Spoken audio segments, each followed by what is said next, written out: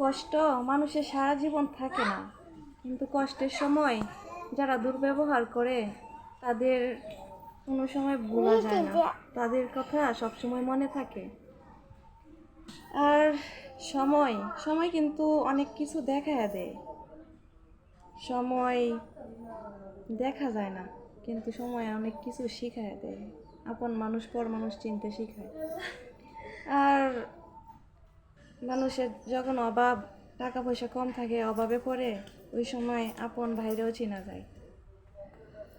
আর মানুষের সাথে খারাপ ব্যবহার করা ঠিক না। ওর দূর সময় সবসময় থাকে না, খারাপ সময় সবসময় থাকে না।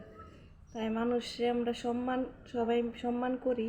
যারা গরিব, যাদের টাকা পয়সা কম থাকে, তাদের পাশে আমরা সবাই দাঁড়ানোটা উচিত। আর ধরেন দুই ভাইয়ের মধ্যে এক ভাইয়ের টাকা পয়সা হঠাৎ করে নাই, বউ বাচ্চা নিয়ে চলতে পারতেছে না, ওরা তো আরেক ভাইয়ের যদি অবস্থা ভালো থাকে, তো অভাবী ভাইটারে কিন্তু দেখা দরকার।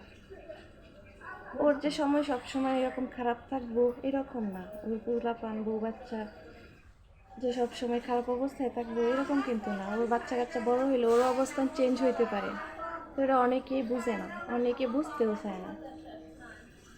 আমার পরিচিত, আমার চোখে দেখা 2 বছর আগেও দেখলাম, যারা ধরেন একটা ঘরে 5-4টা, কয়টা বোন, 3টা বোন 2টা ভাই, 5 ভাই বোন এক রুমে, একটা রুমে এই পাশে মাঝখানে একটা পর্দা দিয়া এই পাশে 3 বোন ঘুমাইছে, এই পাশে ঘুমাইছে 2 ভাই, ওই পাশে ঘুমাইছে তার মা বাপ।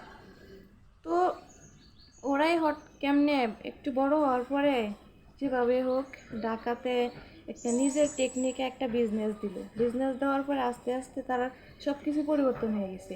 আজকে তারা প্রাইভেট কার কিনছে, মানে বাড়িতে সবচেয়ে তারা লেভেল উপরে। তাইলে আল্লাহ কারে যে কোন সময় কি করে কেউ জানে না। তাই আমরা মানুষের সাথে খারাপ ব্যবহার না করি, কারোর সাথে অহংকার না দেখাই, হিংসা না করি কেউরে।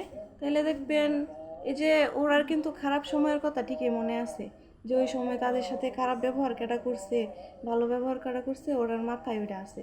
কিন্তু ওরা তো আজকে পরিবর্তন হয়েছে, অনেক বড় হয়েছে, কিন্তু তারা দুঃসময়ের কথাগুলো সারা জীবন মনে থাকবে, বুঝছেন? তাই কারো খারাপ সময়ে মানুষের পাশে থাকতে চেষ্টা করবেন, খারাপ ব্যবহার না।